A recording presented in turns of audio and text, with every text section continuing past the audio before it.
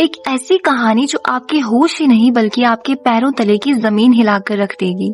यह कहानी है मंगल ग्रह के मिशन की, जिसके दौरान मंगल ग्रह पर गई टीम पर एलियन वायरस अटैक करके उनके शरीर में प्रवेश करता है और वायरस उनके शरीर और दिमाग पर कब्जा कर लेता है और वो इस खतरनाक एलियन प्रजाति का हिस्सा बन जाता है।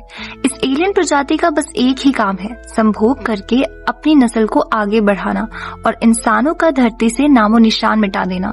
ऐसी एक्शन, थ्रिलर, रोमांस और साइंस फिक्शन से भरी कहानी स्पीशीज 2 में आपका स्वागत है। अरबों साल पहले एलियन स्पीशीज ने मंगल ग्रह पर आकर उसे पूरी तरह नष्ट कर दिया था। एक समय की बात है जब मंगल ग्रह पर नदियों का महासागर हुआ करता था और पौधे भी हुआ करते थे, लेकिन यह एलियन स्पीशीज एक कैंसर जैसे थे जिसने मंगल ग्रह पर आकर उसे पूरी तरह से सूखा बंजर ग्रह बना दिया। समय के साथ साथ यह एलियन स्पीशीज भी नष्ट हो गए, लेकिन उनके डीएनए अभी भी मंगल ग्रह की मिट्टी में मौजूद है और यह बात सरकार को वैज्ञानिकों द्वारा पता चलती है। सरकार इस मिट्टी को पाने के लिए एक मिशन ऑर्गेनाइज करवाती है। मंगल ग्रह के मिशन के लिए कुछ ताकतवर और महत्वाकांक्षी एस्ट्रोनॉट्स चुने जाते हैं, जिसमें पैट्रिक रोस, डेनिस कैम्बल और एन सैम्पर्स होते हैं। यह तीनों मंगल ग्रह तक का लंबा सफर तय करते हैं। इन तीनों में से पैट्रिक रोस इनका लीडर होता है, जो अपने देश का हीरा है और अपने मिशन के लिए जान भी लगा देता है। मंगल ग्रह पर पहुंचकर पैट्रिक और उसकी टीम वहां की मिट्टी का सैंपल इकट्ठा करते हैं। मंगल ग्रह की मिट्टी में एलियन डीएनए तो मौजूद है, लेकिन साथ ही एलियन प्रजाति या फिर जिसे एलियन वायरस कह सकते हैं मिट्टी के अंदर मौजूद है। इस बात से पैट्रिक और उसकी टीम अनजान थी। पैट्रिक मंगल ग्रह से मिट्टी का सैंपल लेकर वापस अपने स्पेसशिप में लौटता है। मंगल ग्रह पर पहुंचकर सबसे पहले उनके देश ने अपना झंडा लहराया था और वहां की मिट्टी का सैंपल भी इकट्ठा किया था। इस बात की खुशी वह प्रधानमंत्री को सुनाते हैं और प्रधानमंत्री के साथ साथ सारा देश पैट्रिक और उसकी टीम की तारीफ करता है और उन्हें बधाइयां भी देते हैं। कुछ ही देर में पैट्रिक और उसकी टीम धरती पर वापस लौटने के लिए तैयारी करते हैं कि तभी एक एलियन जीव उनके स्पेसशिप में घुसने की कोशिश करता है। इस बात से पैट्रिक और उसकी टीम अनजान है। पैट्रिक और उसकी टीम खुशी के साथ साथ सारे मानव जाति के बर्बादी को अपने साथ ला रहे थे। इस बात से सारा देश अनजान था। एलियन जीव धीमी गति से पैट्रिक और उसकी टीम की ओर बढ़ते हुए इन पर हमला कर देता है। लगभग 7 मिनट तक पैट्रिक और उसकी टीम बेहोश थी। उस दौरान धरती पर मौजूद यूएस स्पेस कमांड की टीम उन्हें बार बार कॉल कर रही थी, लेकिन पैट्रिक और उसकी टीम की ओर से कोई जवाब नहीं मिल रहा था। 7 मिनट के ब्लैकआउट के बाद पैट्रिक और इसकी टीम निद्रावस्था से बाहर आती है। उन्हें कुछ समझ नहीं आता कि क्या हुआ था। यह वायरस इतना अनोखा है कि उसके पास अपना खुद का डीएनए है, जिसकी वजह से यह वायरस पैट्रिक और उसकी टीम की कोशिकाओं पर कब्जा कर लेता है और उससे अपने डीएनए को बदलने लगता है। इस संक्रमण के बाद पैट्रिक और उसकी टीम इस एलियन प्रजाति का हिस्सा बन जाते हैं और अब उस वायरस के नियंत्रण में होती है, जो उन्हें अपनी प्रजाति को फैलाने के लिए मजबूर करता है। इस संक्रमण के बाद पैट्रिक और उसकी टीम उस एलियन प्रजाति का हिस्सा बन जाते हैं और अब उस वायरस के नियंत्रण में होते हैं। इस एलियन वायरस का बस एक ही काम था, संभोग करके अपने प्रजाति को आगे बढ़ना और सारे मानव जाति को धरती से मिटा देना। सीन चेंज होता है और हमें सरकारी लैब दिखाया जाता है, जहां हमें लगभग सिल जैसी हूबहू दिखने वाली स्पीशीज जिसे हमने पार्ट 1 में देखा था दिखाई जाती है, जिसका नाम ईव है। दरअसल ईव को डॉक्टर बेकर ने एक फ्रोजन लैब एम्ब्रियो से दोबारा रिक्रिएट किया है। मतलब वो ओरिजिनल एलियन स्पीशीज सिल की एग्जैक्ट जेनेटिक डुप्लीकेट कॉपी है। ईव को आर्मी ने एक्सपेरिमेंट की टेस्ट करने के लिए डॉक्टर बेकर से बनवाया था और साथ ही एक बात का ध्यान रखा गया था कि ईव को कभी भी किसी मेल के डायरेक्ट कांटेक्ट में नहीं आने दिया जाए, क्योंकि अगर ऐसा हुआ तो हमने उसका नतीजा इसके पार्ट 1 में देखा है। इसलिए उसे एक हेविली शील्ड लैब में रखा है, जहां हर कामगार सिर्फ महिला ही है। इसी वजह से आज जब मिलिट्री ने एक्सपेरिमेंट प्लान किया है तो मेल मिलिट्री जनरल्स को एक ग्लास कैबिन के अंदर से ही ईव पर होने वाला टेस्ट देखने बोला गया है। डॉक्टर बेकर अब ईव पर टॉक्सिक गैस छोड़कर अपना एक्सपेरिमेंट चालू करती है। ये टेस्ट करने के पीछे मिलिट्री का एक ही मकसद था, अगर गैस का इफेक्ट से ईव की बॉडी जलकर पिघलने लगी तो इंसानों के पास एक डेडली वेपन बन जाएगा, एक ऐसा वेपन जो एलियन स्पीशीज को जड़ से खत्म कर देगा। अगर भविष्य में वो दोबारा धरती पर लौटने की कोशिश करे तो अब जैसे ही टॉक्सिक गैस अपना असर दिखाना चालू करती है, ईव दर्द से चीखने लगती है क्योंकि टॉक्सिक गैस का इफेक्ट होने लगता है और ईव के शरीर पर कई तरह के जख्म होते हैं, दिखाई देते हैं। तो देखकर मिलिट्री जर्नल्स को यकीन होता है कि एक्सपेरिमेंट सक्सेसफुल हो चुका है, लेकिन कुछ सेकंड बाद ईव का शरीर ऑटोमेटिकली हील होने लगता है। एक्सपेरिमेंट को फेल होता देखकर सभी जर्नल डॉक्टर बेकर पर गुस्सा करते हैं और जल्द से जल्द इसका हल निकालने का ऑर्डर देते हैं। दूसरी तरफ पैट्रिक और उसकी टीम धरती पर वापस लौट आती है। उनके आते ही डॉक्टर ऑन स्काई सभी का ब्लड सैंपल लेते हैं और उन्हें कुछ दिनों तक क्वारंटाइन रहने बोला जाता है और संभोग करने से भी मना किया जाता है। जब तक टेस्ट पॉजिटिव नहीं आता, दूसरे दिन एक वेलकम फंक्शन रखा जाता है जहां देश के लोग पैट्रिक और उसकी टीम का जोरों शोरों से स्वागत करते हैं और उन्हें मिशन के सक्सेस पर बधाई देते हैं। वेलकम फंक्शन के खत्म होते ही पैट्रिक अपनी प्रेमिकाओं से मिलने जाता है और संभोग के वक्त पैट्रिक के अंदर का एलियन स्पीशीज अपना यूरिया पैट्रिक की प्रेमिकाओं के अंदर डालकर उन्हें गर्भवती कर देता है। जैसे ही वह पहली औरत को गर्भवती करता है, कुछ ही सेकंड बाद एक बच्चा उसका पेट फाड़कर बाहर निकल आता है और यही दूसरी महिला के साथ भी होता है। बच्चे महिलाओं का पेट फाड़कर बाहर आने की वजह से इन दोनों महिलाओं की दर्दनाक मौत हो जाती है। यह बहुत दर्दनाक और भयंकर दृश्य था जिसे देखकर आपके रोंगटे खड़े हो जाएंगे। पैट्रिक रोज कई महिलाओं के साथ संभोग करता गया और रोज कई महिलाओं की मौत होती गई। सरकार की नजर में अभी महिलाओं की लाशें आने लगी थी और उन्हें पता लग गया था कि धरती पर कोई एलियन स्पीशीज आ चुका है और इन लाशों के पीछे उसी का हाथ है। सरकार कॉलोनल से कहकर एजेंट प्रेस को बुलाने बोलता है। कॉलोनल एजेंट प्रेस को लेकर डॉक्टर बेकर के लैब में आता है, जबकि आदमियों को लैब के अंदर आना मना था। जैसे ही ईव प्रेस को देखती है, वो उसकी तरफ अट्रैक्ट होने लगती है और ईव के मन में संभोग करने की भावना जागने लगती है। प्रेस भी ईव को देखकर हैरान होता है क्योंकि वो हूबहू सिल के जैसे दिखती थी और तभी दूसरी तरफ से डॉक्टर बेकर भागते हुए आकर कॉलोनल और प्रेस को बाहर ले जाती है। जैसा ही हमने पार्ट 1 में देखा था, डॉक्टर बेकर और प्रेस प्रेमी थे, पर ब्रेकअप के बाद वो आज पहली बार कई सालों बाद मिल रहे थे।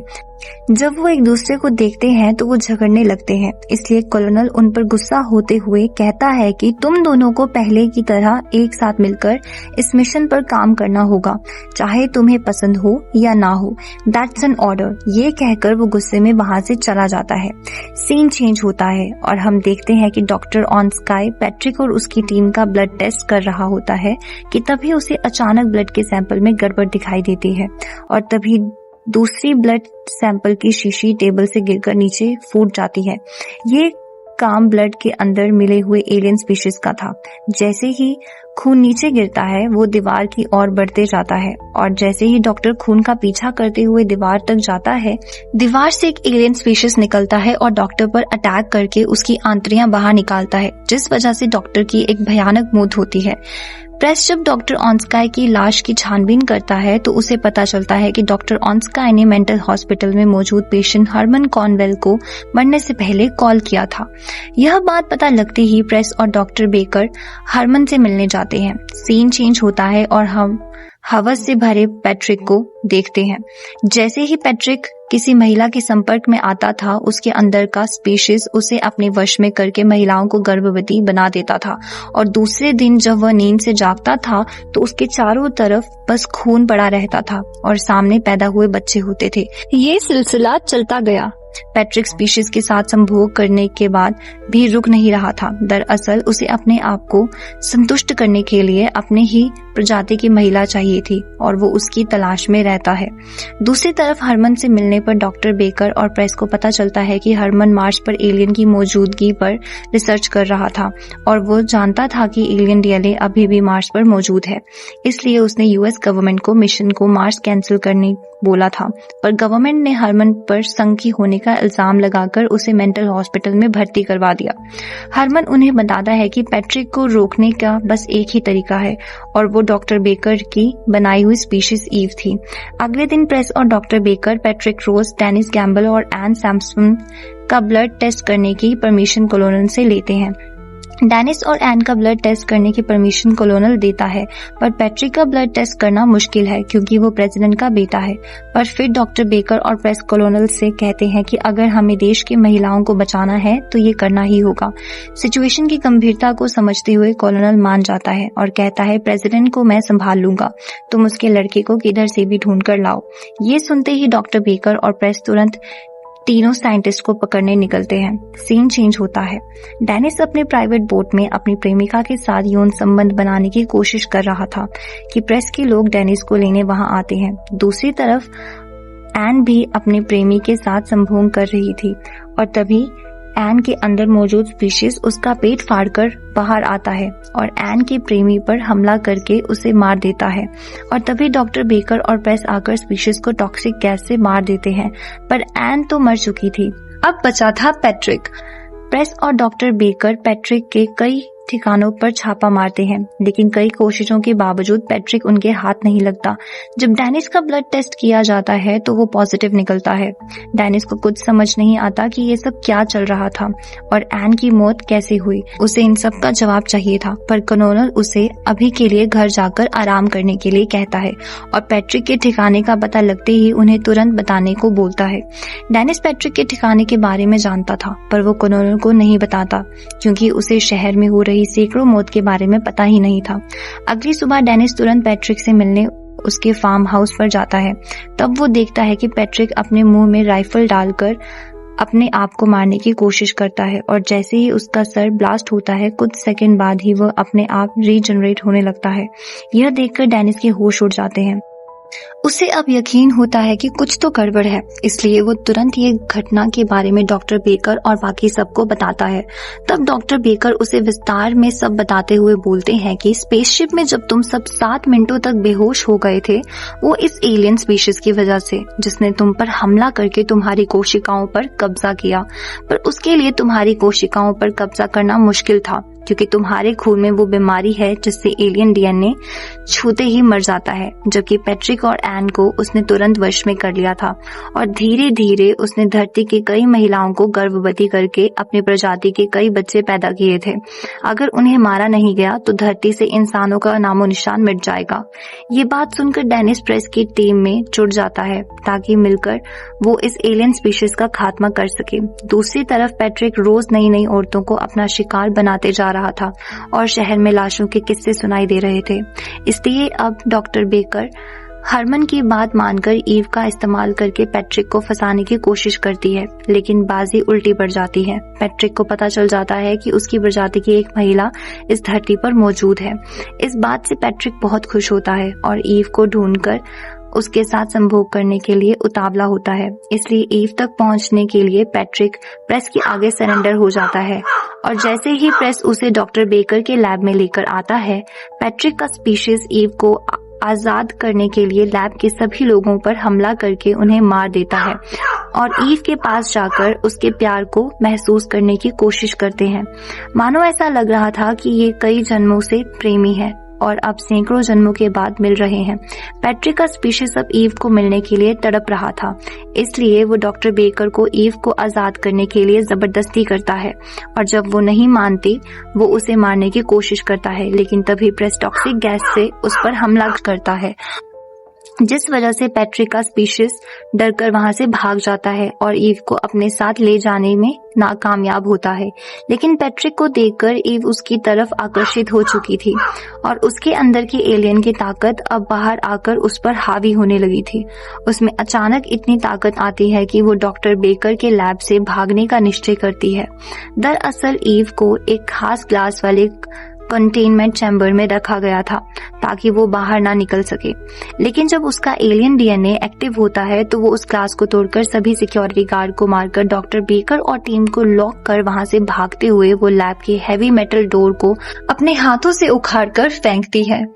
सायरन की वजह से सारी मिलिट्री फोर्स सतर्क होकर मेन दरवाजे पर बंदूक तांग कर रुकती है ईव को मारने के लिए और तभी ईव डोर को चीरते हुए बाहर आती है और उसके बाहर आते ही मिलिट्री सोल्जर्स उस पर गोलियों से फायरिंग करके उसे मारने की कोशिश करते हैं, जिस वजह से उसकी मौत हो जाती है। पर कुछ ही मिनटों में उसका शरीर वापस रीजनरेट होता है और वो फिर से खड़ी होकर वहां से भागने में सफल हो जाती है और अपने एलियन ताकतों का इस्तेमाल करके पैट्रिक के ठिकाने का भी पता लगा लेती है और कुछ समय में वहां पहुंच जाती है। और दूसरी तरफ डॉक्टर बेकर और टीम भी ईव का पीछा करते हुए पैट्रिक के अड्डे पर पहुंचते हैं। वहां पहुंचते ही उन्हें कई ककून जैसी आकृतियां दिखाई देती हैं। दरअसल ये सब ककून के अंदर पैट्रिक के स्पीशीज बच्चे थे जो पैट्रिक ने इंसानी महिलाओं के साथ संभोग करके पैदा किया थे और ये बच्चों ने अपने आप को ककून में बदल दिया था ताकि जवान स्पीशीज बन सके और एक बार ये बड़े हो गए तो इन्हें रोकना मुश्किल होगा। इसलिए डॉक्टर बेकर और डेनिस सभी ककून के ऊपर टॉक्सिक गैस से स्प्रे करके उन्हें मार देते हैं। जैसे हमने शुरुआत में देखा था, टॉक्सिक गैस से बड़े स्पीशीज को सिर्फ टेम्पररी डराया या नुकसान पहुंचाया जा सकता है, पर उन्हें परमानेंट मारा नहीं जा सकता क्योंकि उनमें हीलिंग पावर बहुत ज्यादा होती है छोटे स्पीशीज बच्चों के मुकाबले में। दूसरी तरफ ईव पैट्रिक को ढूंढ लेती है और दोनों एक दूसरे के साथ संभोग करते हैं और पैट्रिक ईव के शरीर को अपने शरीर से जोड़कर एक ताकतवर बीस्ट का रूप लेता है ताकि इस अनोखी ताकत और अपने बच्चों के साथ मिलकर वो सभी इंसानों को खत्म करके उनकी प्रजाति आगे बढ़ा सके। पर इससे पहले यह प्लान कामयाब हो पाता, प्रेस ईव को ढूंढते हुए वहां पहुंचता है और तभी उसे कुछ अजीब सी कवच जैसी आकृति के अंदर हलचल दिखाई देती है। जैसे ही प्रेस अपनी बंदूक ताने हुए उसके करीब जाता है तो एक बीस्ट उस कवच को तोड़ते हुए गुस्से से बाहर आता है, जो और कोई नहीं वही बीस्ट होता है। प्रेस उस पर गोलियों से हमला करता है लेकिन इस बीस्ट पर कोई असर नहीं होता। तभी डॉक्टर बेकर और डेनिस भी आते हैं और वो बीस्ट प्रेस और डेनिस पर हमला करते हुए दोनों को जख्मी कर देता है। डॉक्टर बेकर टॉक्सिक गैस से उस पर हमला करने की कोशिश करते हैं पर ये बीस्ट को खरोच तक नहीं आती। तभी डॉक्टर बेकर की नजर ईव पर जाती है जो उस बीस्ट से जुड़ी थी और उसके वश में थी। डॉक्टर बेकर ईव को मदद के लिए पुकारती है लेकिन ईव को पैट्रिक के स्पीशीज ने पूरी तरह अपने वश में किया था। आखिरकार डॉक्टर बेकर की कई कोशिशों के बाद उसकी आवाज ईव तक पहुंचती है क्योंकि डॉक्टर बेकर और ईव में काफी लगाव था। वो जिगरी दोस्त की तरह रहते थे और क्योंकि ईव आधी इंसान और आधी स्पीशीज थी, उसके अंदर इंसानों वाली फीलिंग्स भी थी और इसलिए ईव डॉक्टर बेकर को बचाने के लिए पैट्रिक के स्पीशीज पर हमला करके उसके शरीर से अलग होती है। लेकिन ये बीस्ट अब ईव की सारी ताकत को अब्सॉर्ब करके बहुत ताकतवर हो गया था और ईव अब कमजोर थी, इसलिए उसके हमले का उस पर कोई असर नहीं होता और वो ईव के हमले से गुस्सा होकर ईव को जान से मार देता है और फिर डॉक्टर बेकर पर हमला करने लगता है कि तभी डेनिस प्रेस को उसका खून हथियार को लगाकर बीस्ट पर हमला करने बोलता है और जैसे ही प्रेस उस हथियार से बीस्ट पर हमला करता है, डेनिस के खून बीस्ट के शरीर पर लगते ही उसका शरीर गलने लगता है और आखिरकार बीस्ट को कंट्रोल करने वाला एलियन स्पीशीज पूरी तरह खत्म हो जाता है। आप लोग सोच रहे होंगे ये इस कहानी का अंत है, लेकिन नहीं, ये तो शुरुआत है दोस्तों। जब ईव के बॉडी को ले जाया जाता है तभी हम देखते हैं कि ईव के बॉडी के पास एक बच्चा बैठा होता है। ये बच्चा कौन था पता नहीं, शायद ये पैट्रिक का बच्चा होगा और तभी हम ईव के पेट को बढ़ते हुए देखते हैं। हम ये तो जानते ही हैं कि ईव ने पैट्रिक के साथ संभोग किया था और स्पीशीज के बच्चे कुछ मिनटों में बड़े होते हैं। इसका मतलब यही है कि ईव प्रेग्नेंट थी और अभी भी उसके शरीर में जान बाकी थी। इसका मतलब अभी भी धरती पर खतरा मंडरा रहा है। मन में कई सवाल हैं जिनका जवाब हमें स्पीशीज के पार्ट 3 में मिलेंगे। तो चलिए दोस्तों, मिलते हैं दोबारा स्पीशीज 3 में। अगर आपको वीडियो पसंद आया हो तो चैनल को सब्सक्राइब करें, वीडियो को लाइक करें और अपने दोस्तों के साथ शेयर करें। मिलते हैं स्पीशीज के पार्ट 3 में। तब तक के लिए bye bye and thank you for watching.